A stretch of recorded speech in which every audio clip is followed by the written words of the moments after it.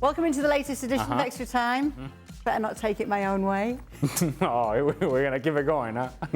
Got to keep it going. Yeah, and I do have a quick question for you, though. What's the talk of Hansi Flick's Germany? Terrible. The worst German national team for years. I mean, if we were honest, 2018, Russia, terrible. In Qatar, terrible. They've now starting this typical German way of doing things. They're making advisory boards of elderly players, elderly talking about people like myself and even older, talking about what was wrong with German football when they were leading German football. So there is a quite interesting process going on now. And the national team, there is no enthusiasm around them. They're just losing game. And now there is a word called Flick-Krise. Flick crisis going on now. And now suddenly there was even a report, I'm just putting it on the table because we will need a lot to talk about it this summer because I won't be any transfer speculations, and that was irony, by the way. But Julian Nagelsmann, maybe he can come in and freshen up the national team. So this is Hansi Flick leaving Bayern, Nagelsmann coming in and after him, then get fired, Tuchel coming in, and now he's going to come after Flick. No, it's not good for German football at the moment. And you know, when the Germans, they have the Euro in their own country, they don't want to be embarrassed like they've been at the two last World Cups. So stand right now, okay, not good at all. Nicht gut. Nicht gut. He says it's just a phase. And it's not simple, but they'll come out of it. Yeah. Maybe that's for another show. Have you seen the faces of the fans? So if that is just a face, that is just a face of the German football fans.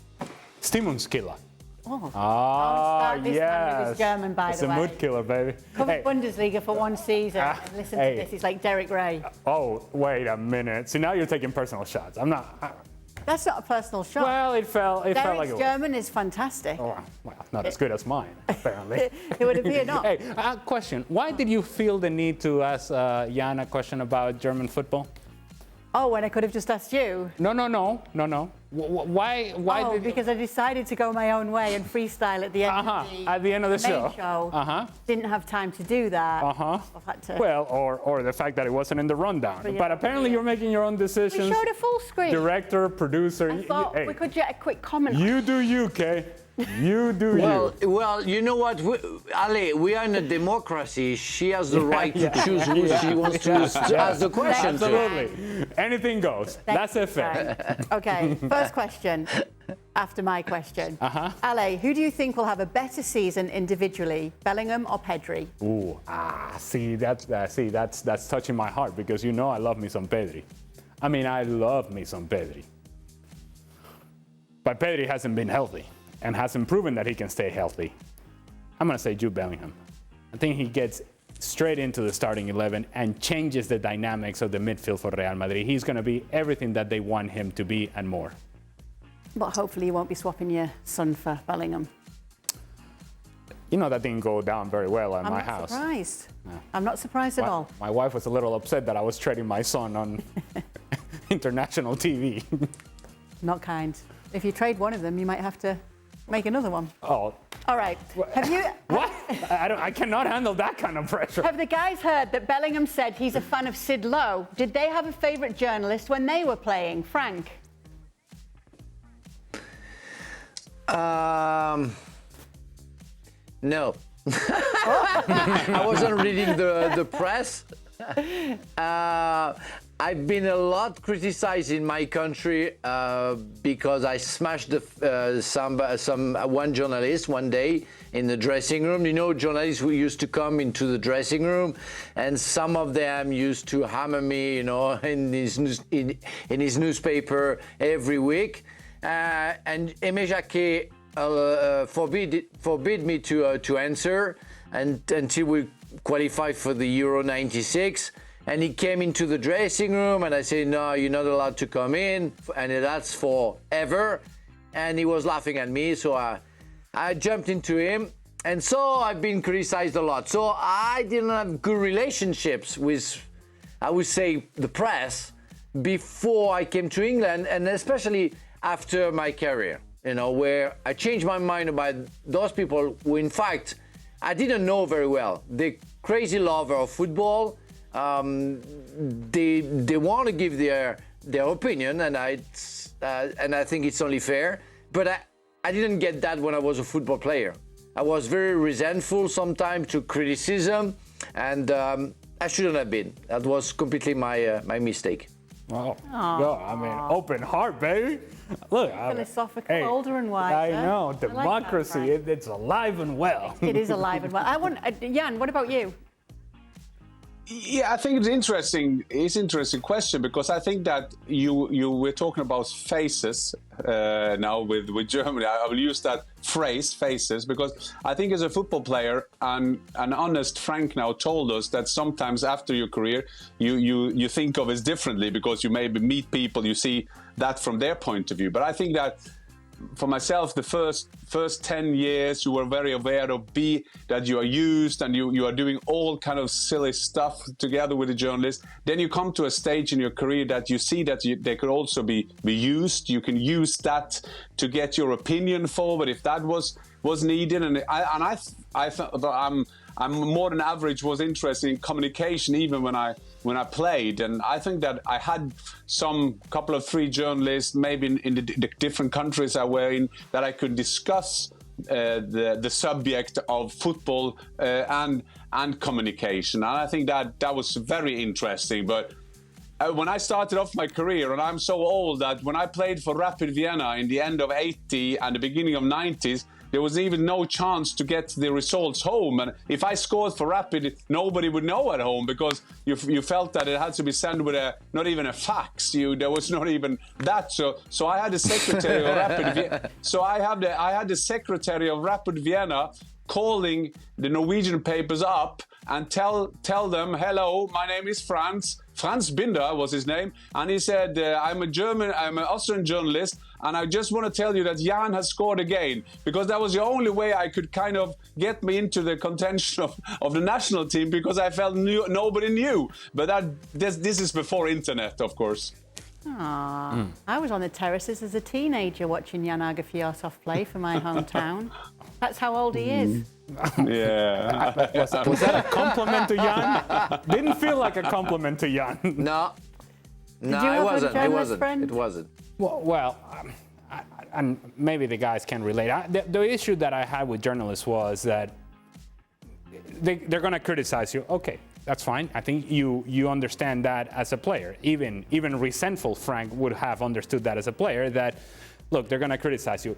It's when they come around and they're all smiley and trying to be your friend because they want a quote from you or they want a reaction. It's like, well, hold on a second.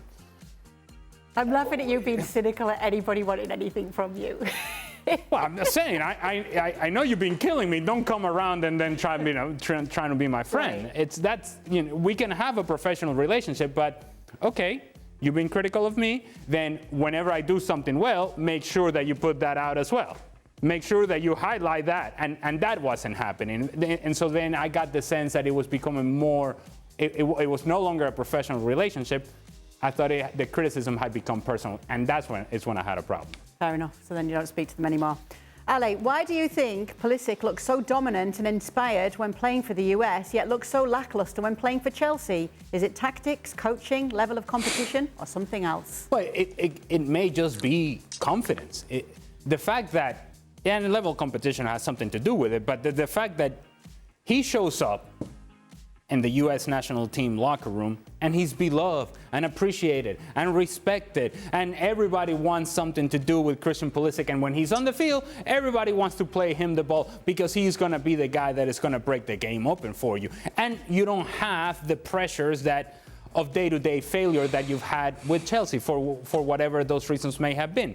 So this is a change of scenery, it's a change of venue, it's a change of attitude. Everybody loves you. And let me tell you, okay, even a cynical guy like me, when somebody tells me they love me, I usually feel a whole lot better about myself, right? So it affects your whole it affects your whole mindset, and so therefore you can't help but think that it also affects the performance on the field. That's if you believe them when they tell you that, of course. I'm a believer. All right. Mm-hmm. This is a great question for the last one. I'll just put it out to you all. Okay.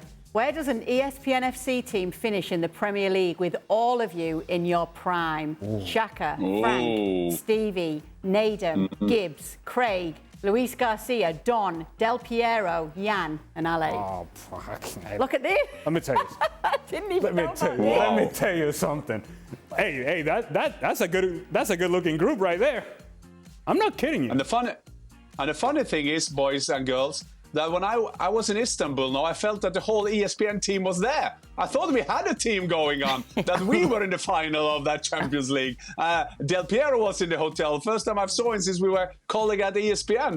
That was quite funny. Wow, that is a great team. I would say, I'm not sure that we will win the championship because I must be aware if Dan or Kay will be the coaches. I don't know the experience they do have, but I think that we will be certainly Champions League. Absolutely.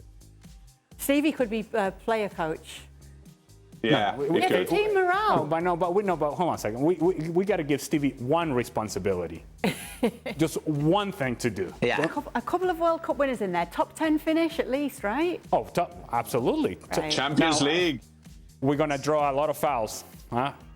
Fjortov and myself up top. Who's going to score the most? Oh, Fjortov, because I'll do the running. I'll do the hold-up play. Yeah. He can get in the box. Deal. Yeah.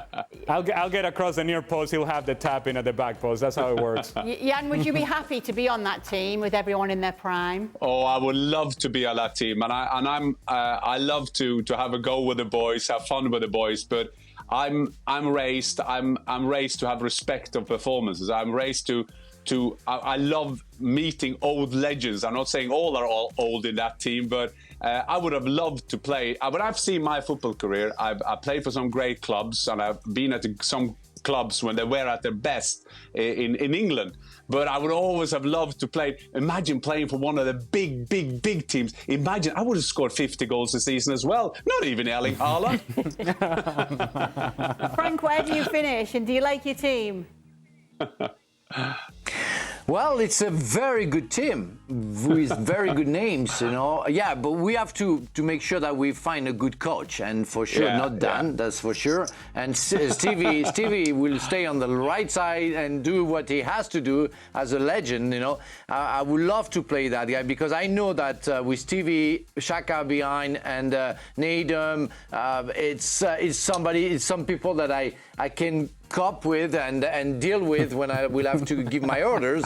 I want to make sure that Alessandro Del Piero doesn't take penalties. That would be great for me, you know, because I still can score goals.